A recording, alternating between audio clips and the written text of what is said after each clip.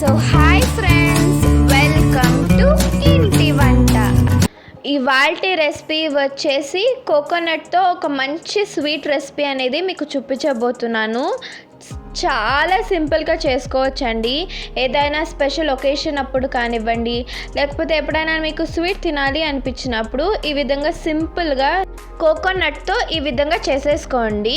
ఇది చేయడం పెద్ద పనేమీ కాదు, 5 minutesలో రెడీ అయిపోతుంది. మరి ఆలస్యం చేయకుండా వెంటనే ప్రాసెస్లోకి వెళ్ళిపోదాం పదండి. ముందుగా ఒక కడాయి తీసుకొని అందులోకి 1 లీటర్ వరకు పాలను తీసుకుంటున్నాను. ఆ 1 లీటర్ పాలల్లో నుంచి కొద్దిగా పక్కకు తీసి పెట్టుకొని మిగతా దాన్ని బాయిల్ చేద్దాము. చక్కగా పొంగు వచ్చేంత వరకు కూడా బాయిల్ చేయండి. ఇక్కడ నేను 1 ఫ్రెష్ కొబ్బరిని తీసుకుంటున్నాను. దీన్ని పైన షెల్ తీసేసి పైన బ్రౌన్ పార్ట్ తీసేసి ఇలా చిన్న చిన్న పీసెస్గా కట్ చేసుకున్నాను. ఇప్పుడు దీన్ని మిక్సీ జార్లోకి వేసుకొని చక్కగా గ్రైండ్ చేసుకోండి. మనకి ఈ విధంగా వస్తుంది. ఇప్పుడు ఇందాక మనము తీసి పెట్టుకున్న పాలని ఇందులోకి వేసేసుకొని ఇంకొకసారి గ్రైండ్ చేసుకోండి.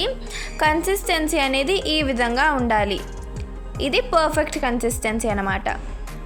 ఇప్పుడు ఈ కొబ్బరి పేస్ట్ని ఇందాక మనం బాయిల్ చేస్తున్న పాలల్లోకి వేసుకొని చక్కగా మిక్స్ చేసుకోండి. కింద అనేది అడుగంటకూడదు కాబట్టి బాగా మధ్య మధ్యలో కలుపుతూ మిక్స్ చేసుకోండి.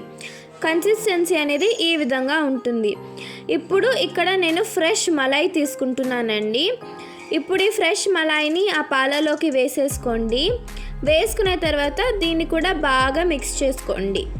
మలై వేయడం వల్ల టేస్ట్ అనేది చాలా బాగుంటుంది. ఇప్పుడు ఇందులోకి నేను 2 కప్పుల వరకు షుగర్ని తీసుకుంటున్నాను. మీకు మీ టేస్ట్కి అనుకూలంగా వేసుకోండి. షుగర్ వేసిన తర్వాత షుగర్ కరిగిపోతుంది కాబట్టి ఇంకా లూజ్ అవుతుంది కన్సిస్టెన్సీ అనేది. ఇప్పుడు మూత పెట్టి అది చక్కగా దగ్గరకు అయ్యేంత వరకు కూడా కుక్ చేసుకోవాలి. చూడండి, ఈ విధంగా దగ్గరకు అయిపోతుంది. చూడండి, కన్సిస్టెన్సీ అనేది ఈ విధంగా ఉండాలి.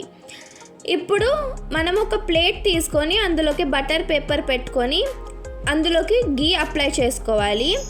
ఇప్పుడు ఇందులోకి మనం ఇందాక ప్రిపేర్ చేసిన స్వీట్ని వేసుకొని పైన ఈవెన్గా స్ప్రెడ్ చేసుకోవాలి. ఇలా ప్రెస్ చేస్తూ ఈ విధంగా ఈవెన్గా స్ప్రెడ్ చేసుకోవాలి. ఇప్పుడు 1 hour చల్లారిన తర్వాత దీన్ని చక్కగా పీసెస్ లాగా కట్ చేసుకొని సర్వ్ చేసుకోవడమే. అంతే అండి. మీకు కావాలంటే దీనిపైన కొద్దిగా డ్రై ఫ్రూట్స్తో గార్నిష్ కూడా చేసుకోవచ్చు. అంతే అండి. డెఫినెట్గా ట్రై చేయండి. ఎలా ఉందో నాకు కామెంట్ సెక్షన్లో మర్చిపోకుండా కామెంట్ చేయండి.